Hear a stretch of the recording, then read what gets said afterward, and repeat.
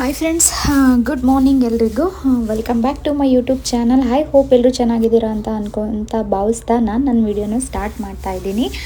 ಇನ್ನು ಇದು 26th ಡೇಟ್ದು January 26 date video ಆಗಿರುತ್ತೆ. ಸೊ ಅಪ್ಲೋಡ್ ಮಾಡೋದು ಲೇಟ್ ಆಗಿದೆ. ನಾನು ಹಾಗೆ ಟೊಮೆಟೊ ಎಲ್ಲ ಬಿಟ್ಟಿತ್ತು ಅಬ್ಸರ್ವ್ ಮಾಡಿಕೊಂಡು, ಗಿಡಗಳಲ್ಲಿ ಹೂವು ಎಲ್ಲ ಬಿಟ್ಟಿತ್ತಲ್ಲ ಅದನ್ನೆಲ್ಲ ನೋಡಿಕೊಂಡು ನಾನು ಬೆಳಗಿನ ದಿನನ ಸ್ಟಾರ್ಟ್ ಮಾಡಿಕೊಂಡೆ. ಯಾಕಂದರೆ ಇವತ್ತು ನಮ್ಮ ಮನೆಯವ್ರಿಗೂ ನನ್ನ ಮಗಳಿಗೂ ಇಬ್ಬರಿಗೂ ರಜಾ ಇತ್ತು. ಸೊ ಹಾಗಾಗಿ ಎದ್ದಿದ್ದು ಲೇಟು ಸ್ವಲ್ಪ. ಹಾಗೆ ಗಿಡಗಳನ್ನ ಅಬ್ಸರ್ವ್ ಮಾಡಿಕೊಂಡು ಇರ್ತೀನಿ. ನೋಡಿ, ಟೊಮೆಟೊ ಅದಾಗೆ ಹುಟ್ಟಿರೋದಲ್ಲ, ಅಡುಗೆ ಮನೆಯಲ್ಲಿ ಕಟ್ ಮಾಡಿರೋದು. ಒಂದು ಟೊಮೆಟೊ ಕರ್ಗೋಗಿತ್ತು ಅಂದ್ಬಿಟ್ಟು ಸುಮ್ಮನೆ ಇದ್ರೊಳಗಡೆ ಹಾಕಿದ್ದೆ. ಅದು ಗಿಡ ಹಿಂಗೆ ಉಟ್ಬಿಟ್ಟು ಟೊಮೊಟೊ ಎಷ್ಟು ಚೆನ್ನಾಗಿ ಬಿಟ್ಟಿದೆ. ಎಷ್ಟು ಗಟ್ಟಿ ಇದೆ ಗೊತ್ತಾ ಟೊಮೆಟೊ ಹಣ್ಣಾದ್ರೂ. ಈಗ ಔಟ್ಸೈಡು ನಾವು ತೊಗೊಂಬಂದ್ರೆ ಅಂಗಡಿಯಿಂದ ಒಂದು ವಾರ ಕೂಡ ಇರಲ್ಲ ಟೊಮೆಟೊ. ಇದು ಒಂದು 10-15 ದಿನ ಆದ್ರೂ ಏನೂ ಆಗಲ್ಲ, ಅಷ್ಟು ಚೆನ್ನಾಗಿತ್ತು. ಸರಿ, ಇನ್ನು ಈ ಕಡೆ ಹೂವುಗಳೆಲ್ಲ ಬಿಟ್ಟಿತ್ತಲ್ಲ ಅದನ್ನು ತೋರಿಸೋಣ ಅಂತ ಈ ಕಡೆ ಬಂದೆ. ನೋಡಿ, ಸೇವಂತಿಗೆ ಹೂವು ಎಷ್ಟು ಚೆನ್ನಾಗಿ ಬಿಟ್ಟಿದೆ. ರೆಡ್ ಕಲರ್ದು, ರೆಡ್ ಅಂದರೆ ಒಂಥರ ಮೆರೂನ್ ಕಲರ್ದು. ಇದರಲ್ಲೇ ಇನ್ನೊಂದು ಡಾರ್ಕ್ ಪಿಂಕೂ ಇದೆ. ಕನಕಾಂಬರ ಹೂವು ಎಷ್ಟು ಚೆನ್ನಾಗಿ ಬಿಟ್ಟಿದೆ. ನಾನೇನು ಕಿತ್ಕೊಳ್ಳಲ್ಲ, ಎಲ್ಲ ನಮ್ಮ ಅತ್ತೆ ಕಿತ್ಕೊಳ್ತಾರೆ. ಹೊರಗಡೆ ಎಲ್ಲ ನೋಡಿಕೊಂಡು ಮುಗಿಸ್ಕೊಂಡು ಸ್ನಾನ ಮಾಡ್ಕೊಂಡು ಬಂದು ನಾನು ಪೂಜೆ ಮಾಡೋಣ ಅಂತ ಸಿಂಪಲ್ಲಾಗಿ ಪೂಜೆ ಮಾಡ್ಕೊತಾ ಇದ್ದೀನಿ. ಹೊರಗಡೆ ಏನು ತೊಗೊಳಕ್ಕೆ ಹೋಗಬೇಕು, ಅದಕ್ಕೆ ಬೇಗ ಪೂಜೆನ ಮುಗಿಸ್ಕೊಂಡೆ.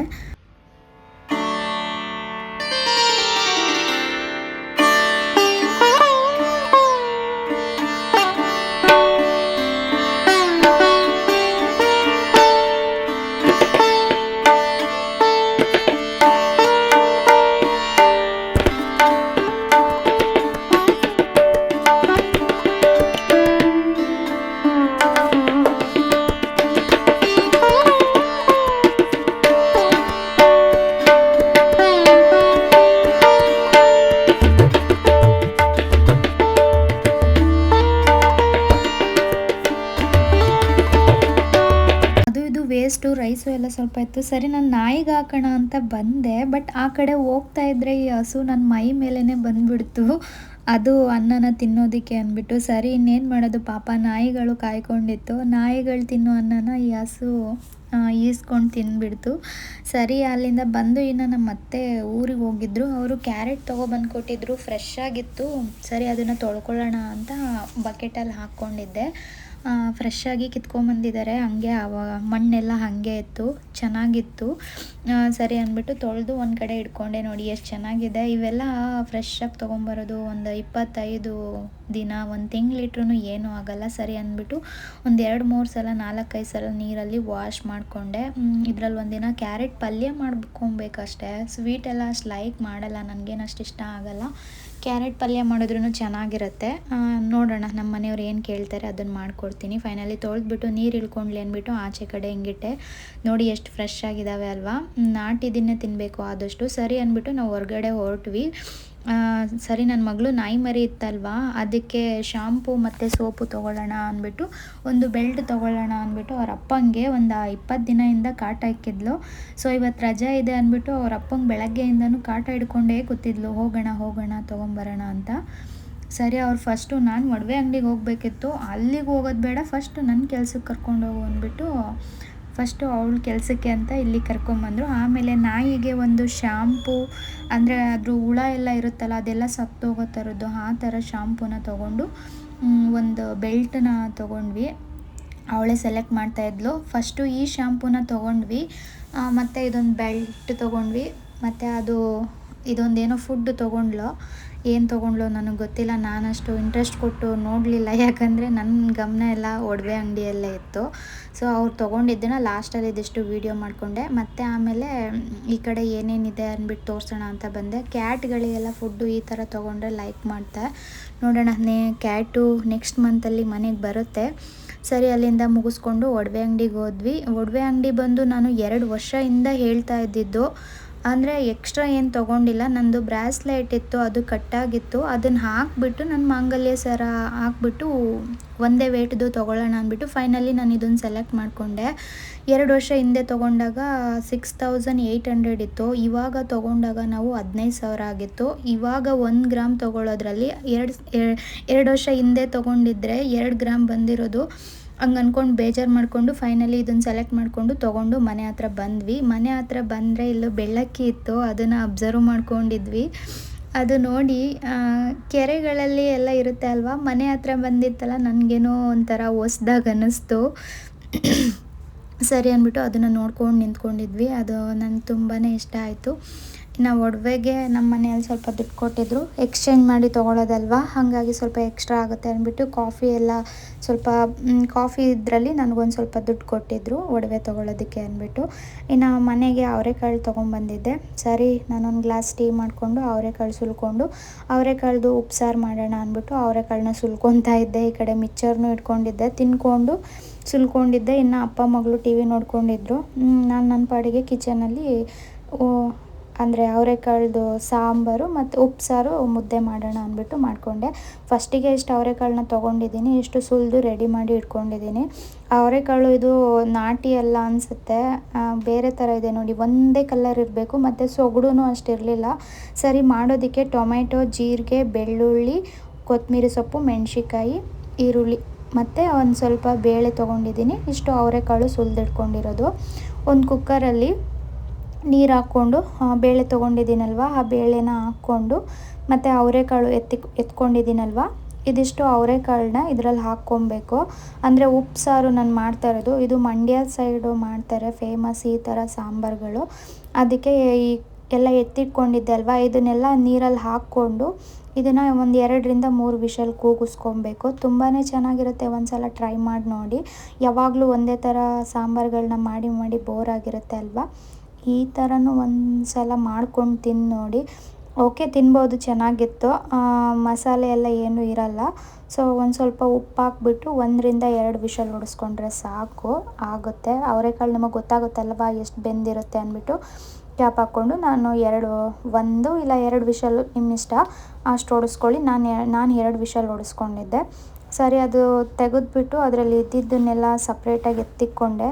ಅಂದರೆ ಇದು ಬೇಳೆ ಆಪ್ಷನ್ಸು, ನಿಮಗೆ ಬೇಕು ಅಂದರೆ ಹಾಕ್ಕೊಳ್ಳಿ, ಬೇಡ ಅಂದರೆ ಬರೀ ಅವರೆಕಾಳನ್ನೇ ಹಾಕ್ಕೊಳ್ಳಿ.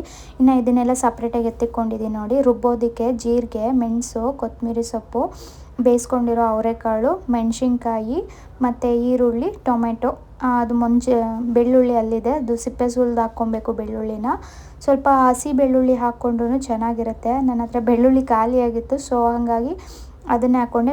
ಹಸಿ ಬೆಳ್ಳುಳ್ಳಿ ಹಾಕ್ಕೊಂಡ್ರೆ ಅದು ಫ್ಲೇವರ್ ಬೇರೆ ಥರನೇ ಬರುತ್ತೆ. ಸರಿ, ಕಾಳುಗಳನ್ನ ಸೋಸ್ಕೊಳ್ಳೋಣ ಅಂದ್ಬಿಟ್ಟು ಒಂದು ಪಾತ್ರೆಯಲ್ಲಿ ಸೋಸ್ಕೊಂಡೆ, ನೀರು ಇಳ್ಕೊಂಡ್ಲಿ ಚೆನ್ನಾಗಿ ಅಂದ್ಬಿಟ್ಟು ಇದನ್ನು ಸ್ವಲ್ಪ ಒಗ್ಗರಣೆ ಹಾಕ್ಕೊಬೇಕು. ಸರಿ, ಅಷ್ಟರಲ್ಲಿ ಇದು ನೀರು ಇಳ್ಕೊಳ್ಳುತ್ತೆ ಅಂದ್ಬಿಟ್ಟು ಒಂದು ಕಡೆಗೆ ಇದನ್ನು ಎತ್ತಿಟ್ಟೆ. ಇನ್ನು ಅದನ್ನೆಲ್ಲ ರುಬ್ಕೊಂಡು ಪೇಸ್ಟ್ ಮಾಡ್ಕೊಬೇಕು. ಜಾರಲ್ಲಿ ಹಾಕ್ಕೊಂಡು ನಾನು ಪೇಸ್ಟ್ ಮಾಡಿಕೊಂಡೆ ಅದು ಮಸಾಲೆನ. ಇದು ಒಗ್ಗರಣೆ ಏನೂ ಹಾಕೋಂಗಿಲ್ಲ, ಯಾಕಂದರೆ ಎಲ್ಲ ಬೇಯಿಸಿರೋದನ್ನೇ ರುಬ್ಬಿರೋದಲ್ವ. ಸೊ ಇದಕ್ಕಿನ್ನ ಏನು ಪುಡಿಗಳು ಏನೂ ಹಾಕಲ್ಲ, ಸಾಂಬಾರು ಪೌಡ್ರು ಎಲ್ಲ ಏನೂ ಹಾಕಲ್ಲ. ಉಪ್ಸಾರು ಅಂದರೆ ಹೀಗೇನೆ ಇರುತ್ತೆ. ಇದು ಈ ಥರ ಮಾಡ್ಕೊಳ್ಳಿ, ಒಂದು ಸಲ ಟ್ರೈ ಮಾಡಿ, ಚೆನ್ನಾಗಿರುತ್ತೆ. ಫೈನಲಿ ನಾನೊಂದು ಬೌಲಲ್ಲಿ ಈ ಥರ ಸರ್ವ್ ಮಾಡ್ಕೊಂಡಿದ್ದೀನಿ ನೋಡಿ. ಚೆನ್ನಾಗಿ ಬಂದಿತ್ತು, ಒಂದು ಸಲ ನೀವು ಟ್ರೈ ಮಾಡಿ ನೋಡಿ. ಓಕೆನಾ? ಮತ್ತು ಒಗ್ಗರಣೆ ಹಾಕ್ಕೊಳ್ಳೋಣ ಕಾಳುಗಳನ್ನ. ಈರುಳ್ಳಿ, ಮೆಣಸಿನ್ಕಾಯಿ, ಕರ್ಬೇವಿನ ಸೊಪ್ಪು ನಾನು ಶೆಲ್ಪು ಕ್ಲೀನಾಗಿ ವಾಶ್ ಮಾಡ್ಕೊಂಡಿರ್ತೀನಿ. ಓಕೆನಾ? ಎಲ್ಲರೂ ಅಂದ್ಕೊಬೋದು ಎಲ್ಲ ಶೆಲ್ಪ್ ಮೇಲೆ ಇಟ್ಕೊಂಡಿರ್ತೀನಿ ಅಂತ. ಓಕೆನಾ? ಎಲ್ಲ ಕ್ಲೀನಾಗಿ ವಾಶ್ ಮಾಡ್ಕೊಂಡು ಇಟ್ಕೊಂಡಿರ್ತೀನಿ. ಒಗ್ಗರಣೆಗೆ ಸಾಸಿವೆ, ಜೀರಿಗೆ ಹಾಕ್ಕೊಂಡು ಇದೆಲ್ಲ ಸಿಡಿಯುತ್ತೆ ಅಂದ್ಬಿಟ್ಟು ನಾನೆಲ್ಲ ಒಟ್ಟಿಗೆ ಹಾಕ್ಕೊಳ್ತೀನಿ. ಅದು ಕಾಳು ಬೇಯಿಸಿದ ಕುಕ್ಕರಲ್ಲೇ ಹಾಗೆ ಒಗ್ಗರಣೆ ಹಾಕ್ಕೊಳ್ತಾ ಇದ್ದೀನಿ. ಇನ್ನು ಹಾಗೆ ಪ್ಲೈನ್ ತಿನ್ನೋದಕ್ಕೆ ಚೆನ್ನಾಗಿರಲ್ಲ ಅಂದ್ಬಿಟ್ಟು ಜಸ್ಟ್ ಹಾಗೆ ಈರುಳ್ಳಿ, ಮೆಣಸಿನ್ಕಾಯಿ, ಕರ್ಬೇವಿನ ಸೊಪ್ಪು ಹಾಕ್ಕೊಂಡು ಒಗ್ಗರಣೆ ಮಾಡ್ಕೊತಾ ಇದ್ದೀನಿ. ಈ ಕಡೆ ಮುದ್ದೆಗೆ ನೀರು ಇಟ್ಕೊಳ್ತಾ ಇದ್ದೀನಿ. ಮುದ್ದೆನ ಮಾಡೋದು ರೆಸಿಪಿ ಅಪ್ಲೋಡ್ ಮಾಡಿ ಅಂತ ತುಂಬ ದಿನದಿಂದ ಕೇಳ್ತಾ ಇದ್ರಿ. ಸೊ ಸಿಂಪಲ್ಲಾಗಿ ಈಸಿಯಾಗಿ ಒಂಚೂರು ಗಂಟಾಗಲ್ಲ, ಈ ರೀತಿ ಮಾಡ್ಕೊಳ್ಳಿ. ಸ್ವಲ್ಪ ಉಪ್ಪು ಹಾಕಿ ನೀರನ್ನ ಬಿಸಿಗಿಡ್ಕೊಂಡು 1 ಸ್ಪೂನು ತುಪ್ಪನ ಹಾಕ್ಕೊಳ್ತಾ ಇದ್ದೀನಿ. ತುಪ್ಪ ಇನ್ನು ಡೈರೆಕ್ಟಾಗಿ ಯಾರೂ ತಿನ್ನಲ್ಲ, ಸೊ ಅದಕ್ಕೆ ಇಷ್ಟು ಒಂದು ಸ್ಪೂನಷ್ಟು ರೈಸ್ ಹಾಕ್ಕೊಂಡ್ರೆ ಚೆನ್ನಾಗಿ ಬರುತ್ತೆ. ಇದು ಈ ಕಡೆ ಕುದೀತಾ ಇರಲಿ, ಈ ಕಡೆ ಫ್ರೈ ಆಗಿದೆ. ಇದು ಕಾಳುಗಳನ್ನ ಫ್ರೈ ಮಾಡ್ಕೊಳ್ಳೋಣ ಅಂದ್ಬಿಟ್ಟು ಗ್ಯಾಪಲ್ಲಿ ಆ ಕಡೆ ಈ ಕಡೆ ಒಂದೊಂದು ಇಟ್ಕೊಂಡು ಮಾಡ್ಕೊಂಬಿಡ್ತೀನಿ ನಾನು ಬೇಗ, ಯಾಕಂದರೆ ಲೈವ್ ಎಲ್ಲ ಮಾಡ್ಕೊಂಡಿರ್ತೀನಲ್ವ. ಸೊ ಟೈಮ್ ಆಗಿರುತ್ತೆ ಅಲ್ಲ, ಸೊ ಗ್ಯಾಪಲ್ಲಿ ಟೈಮ್ನ ತುಂಬ ಚೆನ್ನಾಗಿ ಸೇವ್ ಮಾಡ್ತೀನಿ ನಾನು. ಈ ಥರ ಇದೇ ಸೇವಿಂಗ್ ಅಂದರೆ ಆ ಕಡೆ ಈ ಕಡೆ ಒಂದೊಂದು ಇಟ್ಕೊಂಡು ಕೆಲಸನ ಬೇಗ ಕಂಪ್ಲೀಟ್ ಮಾಡ್ಕೊಳ್ತೀನಿ ನಾನು. ಇನ್ನು ಇದು ಚೆನ್ನಾಗಿ ಫ್ರೈ ಆಗಿದೆ. ಒಂದು ಸ್ವಲ್ಪ ಉರಿ ಸಿಮ್ಮಲ್ಲಿ ಇದ್ದಿದ್ದನ್ನು ಸ್ವಲ್ಪ ಜೋರಾಗಿ ಇಟ್ಕೊಂಡು ಒಂದು ಸಲ ಹಿಂಗೆ ಫ್ರೈ ಮಾಡಿಕೊಂಡ್ರೆ ಕಾಳು ರೆಡಿಯಾಗಿದೆ ಇದು. ಓಕೆನಾ? ಇವಾಗ ಮುದ್ದೆನ ಯಾವ ರೀತಿ ಮಾಡೋದಂತ ನೋಡ್ಕೊಳ್ಳೋಣ. ಇದು ಬಿಸಿ ಅನ್ನನೇ ಹಾಕಿರ್ತೀನಿ ಅಲ್ವಾ, ಸೊ ಇದು ಚೆನ್ನಾಗಿ ಹಿಂಗೆ ಕುದೀತಾ ಇರಬೇಕು. ನನ್ನ ಮಗಳು ಸ್ಟ್ರಾಬೆರಿ ಬೇಕಂದಿದ್ಲು, ಸ್ಟ್ರಾಬೆರಿನ ತೊಗೊಂಬಂದಿದ್ವಿ. ಇದಿಷ್ಟು ಒಂದು ಬಾಕ್ಸಿಗೆ 70 ರೂಪಾಯಿ, 2 ಬಾಕ್ಸಿಗೆ 150 ರೂಪಾಯಿ ಅಂತ ಹಿಡ್ಕೊಂಡಿದ್ರು. ಮೊನ್ನೆ 100 ರೂಪಾಯಿ ಅಂತ ಹಿಡ್ಕೊಂಡಿದ್ರು, ಇವತ್ತು 150 ರೂಪಾಯಿ ಅಂತ ಹಿಡ್ಕೊಂಡಿದ್ದಾರೆ. ಚೆನ್ನಾಗೇನೋ ಇತ್ತು. ಮನೆಯಲ್ಲೂ ಗಿಡ ಇದೆ, ಚೆನ್ನಾಗಿ ಬಿಟ್ಟಿದೆ ಮನೆಯಲ್ಲಿರೋ ಗಿಡದಲ್ಲೂ. ಅಂದರೆ ಇದು ಸೀಸನ್ನು, ಅಲ್ಲಿ ಕೆಳಗಡೆ ಇರುವೆಗಳೆಲ್ಲ ತಿನ್ಕೊಂಬಿಡುತ್ತೆ. ಸೊ ನೋಡ್ಕೊಂಡು ತಿನ್ನಿ, ಹುಳಗಳಿರುತ್ತೆ ಒಳಗಡೆ. ಸ್ಟ್ರಾಬೆರಿ ಹಂಗೆ ಡೈರೆಕ್ಟಾಗಿ ಹಿಡಿದೇ ಬಾಯೊಳಗಡೆ ಹಿಡ್ಕೊಬೇಡಿ. ನಾನು ಎಲ್ಲೋ ವೀಡಿಯೋದಲ್ಲಿ ನೋಡಿದ್ದೆ ಆ ಥರ ಹುಳಗಳು ಇರೋದನ್ನು, ಅದಕ್ಕೆ ಹೇಳ್ತಾ ಇದ್ದೀನಿ. ನೋಡಿ ಅಲ್ಲೊಂಥರ ಕಜ್ಜಿ ಥರ ಆಗಿಬಿಟ್ಟಿರುತ್ತೆ. ಸೊ ಅದಕ್ಕೆ ನೋಡಿಕೊಂಡು ತಿನ್ನಿ. ಈ ಕಡೆ ಮುದ್ದೆಗೆ ರೆಡಿಯಾಗಿದೆ. ನಾನಿದರಲ್ಲಿ 2 ಬಟ್ಲು ಹಾಕ್ಕೊಳ್ತೀನಿ. ನಿಮಗೆ ಮನೆಯಲ್ಲಿ ಬಟ್ಲಿದ್ರೆ ಅದರಲ್ಲಿ ಪ್ರಮಾಣ ಮಾಡಿ ಹಾಕ್ಕೊಳ್ಳಿ. ನಮ್ಮ ಇಬ್ಬರಿಗೆ 2-2.5 ಬಟ್ಲು ಹಾಕ್ಕೊಳ್ತೀನಿ ಅಷ್ಟೇ ನಾನು. ಇದು ಸ್ವಲ್ಪ ಚೆನ್ನಾಗಿ ಕುದಿ ಬರೋದಕ್ಕೆ ಬಿಡಬೇಕು. ಈ ಥರ ಮುದ್ದೆ ಮಾಡಿ ನೀವು ಒಂಚೂರು ಗಂಟಾಗಲ್ಲ. ಆ್ಯಂಡ್ ಒಂದೇ ಒಂದು ಕೂಡ ಸಣ್ಣ ಗಂಟು ಕೂಡ ಇರಲ್ಲ. ಈ ಥರ ನೀವು ಮುದ್ದೆನ ಮಾಡ್ಕೊಂಡ್ರೆ ತುಂಬ ಈಸಿ. ನಮ್ಮ ಕಡೆ ಹಾಸನ ಸೈಡೆಲ್ಲ ಅನ್ನ ಯೂಸ್ ಮಾಡಲ್ಲ, ರೈಸ್ ಯೂಸ್ ಮಾಡಲ್ಲ ಮುದ್ದೆ ಮಾಡೋದಕ್ಕೆ, ಹಾಗೇ ಮಾಡ್ತೀವಿ. ಬಟ್ ಇಲ್ಲಿ ಯೂಸ್ ಮಾಡ್ತಾರೆ. ನಾನು ಅದಕ್ಕೆ ಜಾಸ್ತಿ ಹಾಕೋಕ್ಕೆ ಹೋಗಲ್ಲ, ಒಂದು ಸ್ವಲ್ಪ ಹಾಕ್ಕೊಳ್ತೀನಿ ಅಷ್ಟೇ. ನಮ್ಮ ಅತ್ತೆ ಅಕ್ಕಿ ನುಚ್ಚನೆ ಹಾಕಿ ಬೇಯಿಸಿ ಅದ್ರಲ್ಲಿ ಮುದ್ದೆ ಮಾಡ್ತಾರೆ, ಅದು ತುಂಬ ಟೈಮ್ ಹಿಡಿಯುತ್ತೆ. ಸೊ ನಾನು ಎಮರ್ಜೆನ್ಸಿಗೆ ಅಂದ್ಬಿಟ್ಟು ಈ ಥರ ಮಾಡ್ಕೊಳ್ತೀನಿ. ಅದು ಚೆನ್ನಾಗಿ ಕುದಿ ಬಂದಮೇಲೆ ನಾನು ಹೀಗೆ ಸ್ಟವ್ ಮೇಲೇ ಇಟ್ಕೊಂಡು ಫುಲ್ಲು ಕ್ಲೀನಾಗಿ ಎಲ್ಲ ತಿರುಗಿಸ್ಕೊಂಬಿಡ್ತೀನಿ. ನೀರು ನೋಡಿ ಸರಿಯಾಗಿ ಹಾಕ್ಕೊಬೇಕು, ಇಲ್ಲ ಅಂದರೆ ತಣ್ಣೀರು ಹಾಕ್ಕೊಬಾರ್ದು. ನಾನು ಬಿಸಿನೀರು ಬಿಸಿ ಮಾಡೋದಿದೆ ಅಲ್ವಾ, ಅದರಲ್ಲೇ ಹಾಕ್ಕೊಳ್ತೀನಿ. ಈ ಥರ ಮೇಲ್ಗಡೆಯಿಂದ ಕ್ಯಾಮ್ರಾ ಹಿಡ್ದಿದ್ದಾಳೆ ನನ್ನ ಮಗಳು. ಈ ಥರ ಕ್ಲೀನಾಗಿ ನೋಡಿ ತಿರುಗಿಸ್ಕೊಂಡಿದ್ದೀನಿ. ಒಂಚೂರು ಗಂಟು ಇವಾಗಲೇ ಇಲ್ಲ. ಹೀಗೆಲ್ಲ ಕ್ಲೀನಾಗಿ ತಿರುಗಿಸ್ಕೊಂಡು ಒಂದು 2-3 ನಿಮಿಷ ಒಂದು ಪ್ಲೇಟ್ ಮುಚ್ಚಿಬಿಟ್ರೆ ಇನ್ನೂ ಚೆನ್ನಾಗಿ ಬೆಂದ್ಕೊಂಬಿಡುತ್ತೆ. ಇನ್ ಕೇಸ್ ಎಲ್ಲಾದರೂ ಬೆಂದಿಲ್ಲ ಅಂದರೆ ಚೆನ್ನಾಗಿ ಬೆಂದ್ಕೊಂಬಿಡುತ್ತೆ. ನೋಡಿ ತಿರುಗಿಸ್ಕೊಬೇಕಾದ್ರೇ ಈ ಥರ ಕ್ಲೀನಾಗಿ ತಿರುಗಿಸ್ಕೊಬೇಕು. ಆಮೇಲೆ ಕೆಳಗಡೆ ಕಾಲಲ್ಲಿ ಹಿಡ್ಕೊಂಡ್ಬಿಟ್ಟು ಒಂದು ಸ್ವಲ್ಪ ಹಿಂಗೆ ನಾದ್ಕೊಂಡೆ. ನೋಡಿ ಎಷ್ಟು ಚೆನ್ನಾಗಿ ಬಂದಿದೆ ಮುದ್ದೆ. ನೋಡ್ತಾ ಇದ್ದೀರಾ ನೀವೇ, ಒಂದೇ ಒಂದು ಗಂಟಿಲ್ಲ, ತುಂಬ ಬಿಸಿ ಇದೆ. ಮುದ್ದೆ ಕಟ್ಟುವಷ್ಟರಲ್ಲಿ ನನ್ನ ಮಗಳು ವೀಡಿಯೋ ಮಾಡಿಕೊಡ್ಲಿಲ್ಲ, ಏನಕ್ಕೋ ಕೋಪ ಮಾಡ್ಕೊಂಡು ಹೋಗ್ಬಿಟ್ಲು. ಸೊ ಅದಕ್ಕೆ ಇಷ್ಟು ಪಜಿತಿ ಬಿದ್ದು ಮುದ್ದೆನ ಕಟ್ತಾ ಇದ್ದೀನಿ. ತುಪ್ಪ ಹಾಕಿರ್ತೀವಲ್ವ, ಸೊ ಎಲ್ಲೂ ಅಂಟಲ್ಲ ಕೈಯಿಗೆ. ತುಂಬ ಬಿಸಿ ಇರುತ್ತೆ ಅಲ್ವಾ, ನನಗೆ ಸ್ವಲ್ಪ ಬಿಸಿದು ಅಷ್ಟು ಕಟ್ಟೋದಕ್ಕೆ ಇದಾಗುತ್ತೆ, ಕೈ ಸುಡುತ್ತೆ ಅಲ್ವಾ. ಸೊ ಫೈನಲಿ ಈ ಥರ ರೆಡಿ ಮಾಡ್ಕೊಂಡ್ವಿ. ಈ ಥರ ಮುದ್ದೆ ಮಾಡಿಕೊಂಡ್ರೆ ತುಂಬಾ ಈಸಿ ಆ್ಯಂಡ್ ಒಂದು ಗಂಟು ಆಗಲ್ಲ. ಅನ್ನನ ಜಾಸ್ತಿ ಏನು ಹಾಕ್ಕೊಂಬಿಡಿ, 1 ಸ್ಪೂನು ಈ ಥರ 1-2 ಸ್ಪೂನು ಟೇಬಲ್ ಸ್ಪೂನಲ್ಲಿ ಹಾಕ್ಕೊಂಡ್ರೂ ಸಾಕಾಗುತ್ತೆ. ಬಟ್ ನಮ್ಮ ಹಾಸನ ಸೈಡ್ ಯೂಸ್ ಮಾಡಲ್ಲ, ಇಲ್ಲಿ ಇವ್ರ ಮನೆ ನಮ್ಮ ಅತ್ತೆ ಮನೆಯಲ್ಲಿ ಯೂಸ್ ಮಾಡ್ತಾರೆ. ಸೊ ಅದಕ್ಕೆ ಇನ್ನು ಮನೆ ಸಂಪ್ರದಾಯ ಹೆಂಗಿರುತ್ತೆ ಹಂಗೆ ಹೊಂದ್ಕೊಂಡೆಲ್ಲ ಮಾಡಬೇಕಲ್ವ. ಫೈನಲಿ ಮುದ್ದೆ ರೆಡಿ ಆಯಿತು ನೋಡಿ, ಈ ಥರ ಬಂದಿದೆ. ಒಂಚೂರು ಗಂಟಿರಲ್ಲ. ಅನ್ನ ಹಾಕಿದ್ದೀನಿ ಅಂತಲೂ ಅಷ್ಟು ಗೊತ್ತಾಗಲ್ಲ. ಮುದ್ದೆ ಎಲ್ಲ ರೆಡಿ ಮಾಡ್ಕೊಂಡ್ವಿ.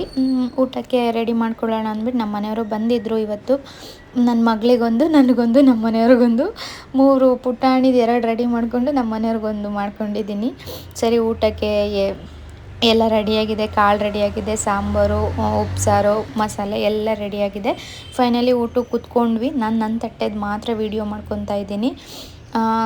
ಅದೇನೋ ಸ್ವರ್ಗಕ್ಕೆ 3 ಗೇಣು ಅಂತಾರಲ್ವ, ಇರೋ ಅಷ್ಟು ದಿನ ಒಳ್ಳೆ ಊಟನ ತಿಂಡಿನ ತಿಂದುಬಿಟ್ಟು ಜೀವನದಲ್ಲಿ ಇರೋದು ಏನಿದೆ ಸಾಧಿಸೋದು ಎಲ್ಲ ಇದ್ದೇ ಇರುತ್ತೆ. ಬಟ್ ನಾವು ಏನೇ ಮಾಡಬೇಕು ಅಂದ್ರೂ ನಮ್ಮ ಹೊಟ್ಟೆ ಚೆನ್ನಾಗಿರಬೇಕು, ನಮ್ಮ ಆರೋಗ್ಯ ಚೆನ್ನಾಗಿರಬೇಕು. ಸೊ ಅದಕ್ಕೆ ನಾವು ಮಾಡಿ ತಿನ್ನೋ ಊಟ ತಿಂಡಿನ ಅವಾಗವಾಗ ಚೇಂಜಸ್ ಮಾಡ್ಕೊಂಡು ತಿಂತಾ ಇರಬೇಕು, ಒಂದೇ ರೀತಿ ತಿನ್ನಬಾರ್ದು. ಜೀವನದಲ್ಲಿ ಎಲ್ಲದನ್ನು ಸವಿಬೇಕು, ಎಂಜಾಯ್ ಮಾಡಬೇಕು ಅಂತಾರಲ್ಲ, ಹಾಗೆ ಊಟ ಮಾತ್ರ ಸೂಪರಾಗಿ ಬಂದಿತ್ತು. ಸರಿ, ಎಲ್ಲ ಊಟ ಎಲ್ಲ ಮುಗಿಸ್ಕೊಂಡು ನಮ್ಮ ನಾಯಿನ ನೋಡಿ ಹೆಂಗಿದ್ದಾನೆ. ನಾಯಿಗೆ ಅಂದ್ಬಿಟ್ಟು ನಮ್ಮ ಮನೆಯವರು ಸ್ವಲ್ಪ ಕಬಾಬ್ ತೊಗೊಂಬಂದಿದ್ರು. ಅವನ್ನ ತುಂಬ ಚೆನ್ನಾಗಿ ನೋಡ್ಕೊತಾರೆ ನಮ್ಮ ಮನೆಯವರು. ಅದಕ್ಕೆ ಅವ್ರನ್ನ ನೋಡಿ ಬಾಲ ಅಲ್ಲಾಡಿಸ್ತಾ ಇದ್ದಾನೆ. ಅವನಿಗೆ ಸ್ವಲ್ಪ ಕಾಲು ಇದಾಗಿದೆ ಅಲ್ವಾ, ಅದಕ್ಕೆ ನಮ್ಮ ಮನೆಯವ್ರಿಗೆ ಏನೋ ಇವನು ತುಂಬಾ ಇಷ್ಟ ಆಗಿಬಿಟ್ಟಿದ್ದಾನೆ. ತುಂಬ ಕೇರ್ ಮಾಡ್ತಾರೆ. ಅವ್ರ ಮಗಳನ್ನ ಹೆಂಗೆ ಕೇರ್ ಮಾಡ್ತಾರೋ ನಾಯಿನೂ ಹಾಗೆ ಕೇರ್ ಮಾಡ್ತಾರೆ. ನೋಡಿ ಅಲ್ಲಿ ಕಬಾಬ್ ಇಟ್ಟಿರೋದಕ್ಕೆ ಅದನ್ನೇ ನೋಡ್ಕೊಂಡಿದ್ದಾನೆ. ಕೊಯ್ ಅಂತವನೇ ನೋಡಿ. ಸರಿ ಅಂದ್ಬಿಟ್ಟು ಅವನಿಗೆ ಹಾಕೋಣ ಅಂದ್ಕೊಂಡು ಬಂದ್ವಿ. ಅವನು ಹಾಕೋವರೆಗೂ ಬಿಟ್ಟೇ ಇಲ್ಲ ನೋಡಿ, ಅಲ್ಲೇ ಓಡಾಡ್ಕೊಂಡು ಅಲ್ಲೇ ಇದ್ದಾನೆ. ಓಕೆ ಫ್ರೆಂಡ್ಸ್, ಇದು ನನ್ನ ವಿಡಿಯೋ. ಪ್ಲೀಸ್ ಇಷ್ಟ ಆದರೆ ಹೈಪ್ ಮಾಡಿ, ಲೈಕ್ ಮಾಡಿ, ಕಮೆಂಟ್ ಮಾಡಿ. ಹೈಪ್ ಮಾಡೋದನ್ನು ಯಾರೂ ಮರಿಬೇಡಿ ಪ್ಲೀಸ್. ನೆಕ್ಸ್ಟ್ ವಿಡಿಯೋಗೆ ವೆಯ್ಟ್ ಮಾಡ್ತಾಯಿರಿ ಅಂತ ಹೇಳ್ತಾ ಈ ವಿಡಿಯೋನ ಎಂಡ್ ಮಾಡ್ತಾಯಿದ್ದೀನಿ.